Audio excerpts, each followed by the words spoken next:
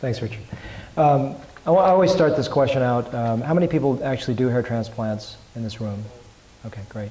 This will be geared toward the beginner, but maybe there will be some pearls for those that are intermediate and advanced as well.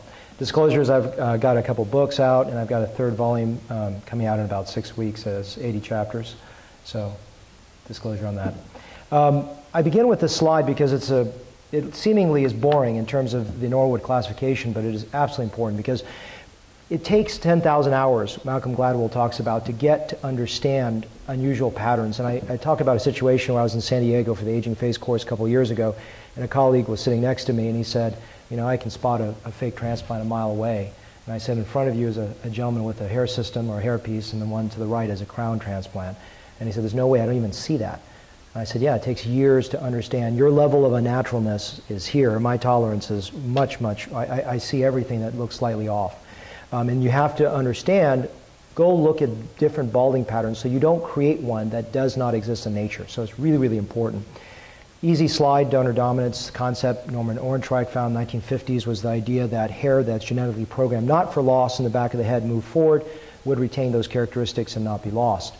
This slide is probably one of the most fundamentally important slides to understand how hair is lost in a gentleman. I'm not going to say about female and various other eyebrows. This is a basic talk. So terminal large hairs in youth in a prepubescent fashion become thin, wispy, semi-transparent. Shorter hairs called vellus hairs in the process of going to full baldness. And when it becomes no hair, you need surgery to bring it back. And when it's in a vellus state, that's when medicine, and we'll talk about that, can bring it back. And there's so many options today that we have. The demand and supply, the best way to think about this is that we have to have a future projection of where this person's going. And that's why it's so dangerous to be operating, especially in your early part of your career, in a 25-year-old who you may have a great result for about a decade, and then 20 years later it looks horrible, and you run out of donor hair to fix it. So you got to think of it like painting a canvas that's constantly expanding with ever-diminishing paint. It's not a winning situation. So you have to have enough projection, future projection, that you're not going to get into problems. So traditionally, the two types of medicine that we had available were finasteride and minoxidil, which are still the mainstay of therapy.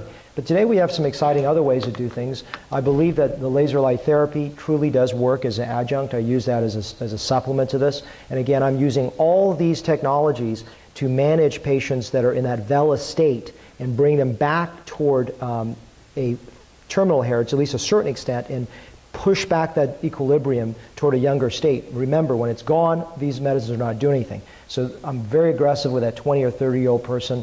Someone coming to me at 55 or 60 may not even need it. They just need a transplant. So that's how I really look at it. I divide my consults into green, yellow, and red lights. Green light is someone that's mid-40s, huge donor supply, that doesn't need very much. I'm not going to talk a lot about medicine. Yellow light is maybe a 32-year-old. He's starting to, he has enough loss, decent donor supply. He needs to be on medicine. I need to have my consults on medicine. Red light is the 21-year-old, unrealistic expectations, poor donor supply, advanced Norwood classification. That guy needs to be taught medicine, medicine, and medicine, and no surgery. So if you divide it that way, you have a safe program of teaching your patients. So now we have also platelet-rich plasma and ACell. I'll mention that toward the end of this talk. It's phenomenal as a standalone injectable to regrow hair. And I use that in synergy, and that's the key word. This is not redundancy of methods. Medicine is synergistic. It is not redundant. And then something we always forget about is just Nanogen or Topic, just camouflage products that are phenomenal as well. Just to give you where things are coming is that, Allergan is working on FDA clearance with the Latisse for hair, and probably in the next year or two. And then Histogen, which is a modification of a product that I use for skin called Regenica, is probably quite a while away from coming around. And then stem cell therapy is always 1 year away, but God knows when it's actually going to come. It's always 1 year away, even 10 years ago. So you can start the hairline, which to me is so important because it frames the face, and just like a good rhinoplasty, a hairline disappears from your eyes. And it makes, like when you do a good rhinoplasty, the eyes look better, and when you do a good hairline, the face looks younger.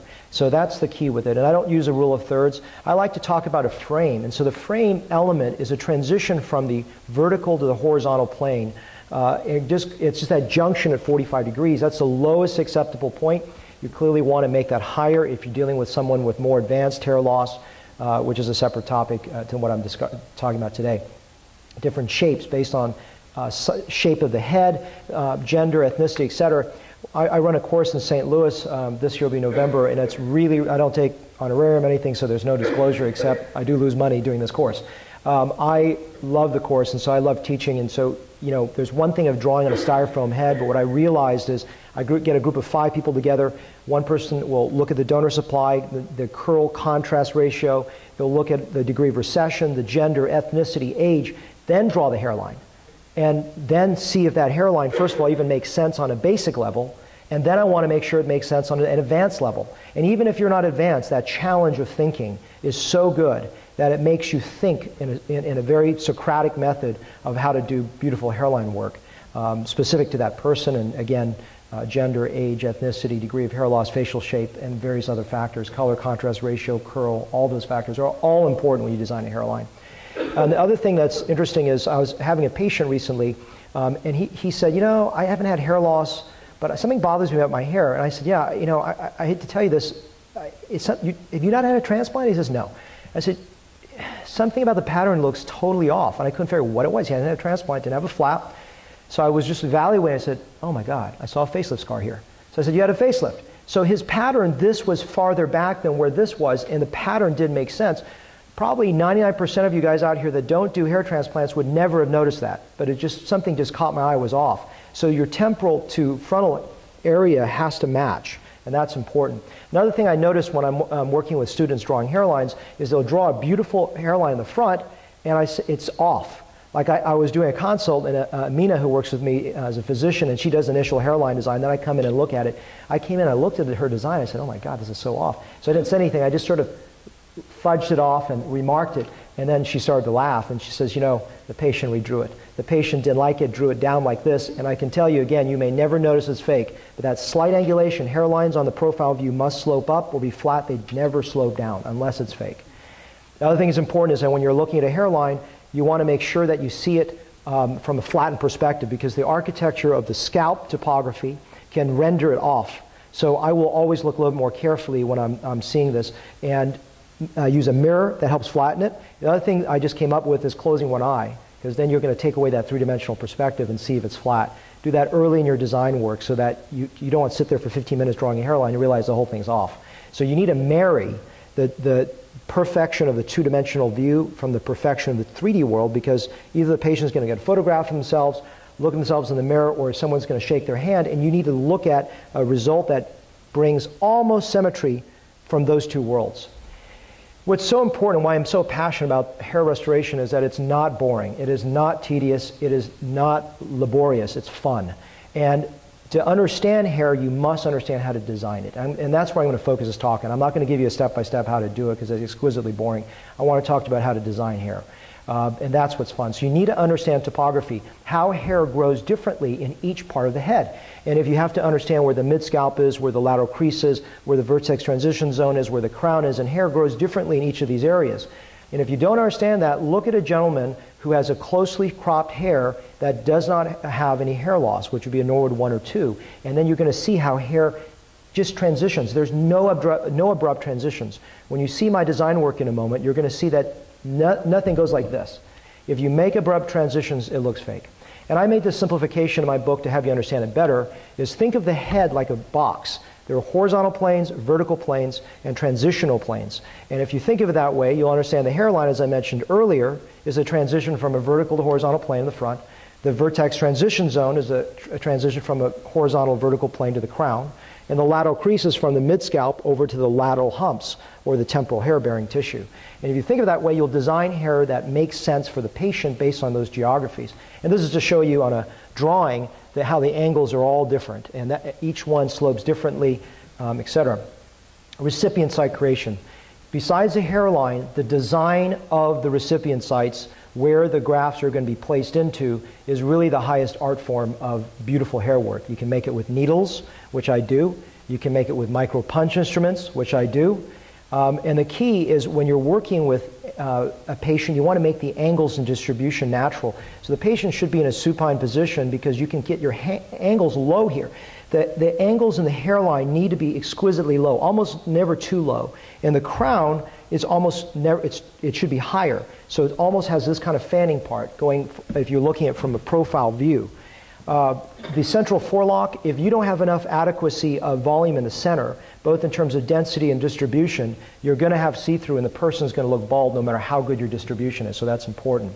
So basically there are three ways to make recipient sites. You can do sagittal, also known as parallel sites, which are shown on the left, coronal or perpendicular sites in the middle, and then micropunch or punch instruments on the side. These are not the old plugs that were 16 to 20 hairs. These are still based on field unit principles.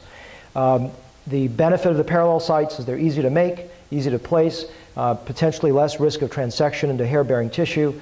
The coronal sites have the benefit of when you're doing 3 hair grafts, because the hairs, you're trying to block light from going back. When they're placed this way, you have a higher chance that you're not going to see as much light coming through than compared to when they're placed this way. Because when you place it sagittally, they can rotate higher up. The risk is if you place them this way, they may rotate too far up. So coronals have ability to stay lower down. Micropunch, you can take out some bald scalp, create better visual density there, but there's going to be vascular compromise if you're not careful with sufficient recipient tumescence. And this is to show you in a schematic that when you're placing a recipient site, it has to be angled correctly, which is talking about the AP view. The directionality must be correct. And the tilt, which is an esoteric element that only deals with females really, deals with how it's shaped this way. And so this is a hairline in close-up, and you can see that they're all sagittals. They're very closely packed together. And then there's this natural breakaway point to the hairline, which looks natural. And this is how I do it. Basically, I first draw the hairline, irregular, like AFib. I build up the baseline of 2 hair grafts to support the structure I want. I go and finesse it with 1 hair grafts that are just sitting out there as sentinel hairs and also frame out the 2 hair grafts. And then I build a central density with 3s and 2s. And that's just how I schematically build it up. This is just showing you again, if you look at the temple, the transitional element is that it goes very slowly over. There's no abrupt transitions. This is a combination of both sagittal sites anteriorly. You can see that. And then coronals in the middle where I'm putting 3 hair grafts so that the ladies can place more easily into them and maybe enhances density. This is an example where I just made a coronal. Let me see if I can show this. Is this the right? This is 1 row of coronals, and then that introduces the fact that I'm going to 3 hair grafts here. And then I've got somewhere, I think, maybe it's not in this picture, another row of coronals around here to help my staff, there they are, to understand the transition over to the 2 hair grafts. This one is using coronal sites here and sagittal sites here, so that these temporal hairs must be really super flat to look natural. And the coronals lie flatter, so oftentimes I use coronal sites over there. This is to show you, even in the crown, there are no abrupt transitions. Everything flows to match that. This is a different crown, crown that basically is more going straight up, but as it goes into this back portion of the lateral humps, they're arching to match, so there's no abrupt transitions again. Female hairline, it's a little bit different shape, a little bit rounded, very advanced topic. Micro punch is an alternative. Another set of micropunch instruments, you can see that. These are the graft placements. In every patient, I create a EMR template so my girls can place into them very easily. I define where I did everything color-coded. And when the patient comes back, I know what worked or didn't work and how I can improve on my technique by having this physical record. I don't think many people do this. I love this, and this is, for me, part of the art. It's like a documentation of my art. Have you understand what can go wrong, even in the era post plugs, is that if you look, besides lack of visual density, these are kinky hair grafts due to the traumatic insertion on the part of the assistant team. They're splaying out, so you looked at all my angles, they go forward, and this is a single session correction. This one, if you look, these are not plugs, they look like plugs, but these are actually just 4 hair grafts placed in the hairline, which is insane. They don't fit, so they're too large a graft placed into too small a hole. And the angles go out, and the hairline's too straight, and the temples don't match. So these are all, and there's pitted too. If you see, there's little holes because the grafts are placed they're not placed above the surface of the skin. They're placed too deep. So all those mistakes are done in the last decade, well after the era of plug grafts ended, and this is a correction over here. This is an example of a hairline that's too straight. Can you see how these picket fence appearances, the grafts are too angled up? They need to go low. And then the hairline's too straight, it's too coarse, too many big grafts here, the temples don't match. and that's a correction. PRP and A-cell to finish up, that's been phenomenal either as a standalone procedure. It's made my results truly grow consistently faster and better. I don't know about the face, but in the hair it's amazing. This is just a result just from putting it, the grafts, just injecting it without even a transplant. I'm doing robotic FUE now, which is amazing. This is just about a 10% less growth rate, I would say, on average than a strip, but still works very, very well, especially with PRP and A-cell. And I just encourage you to enjoy hair, because hair is not mechanical, it's not boring. It's about artistic design and really making sure that paint fits that canvas beautifully.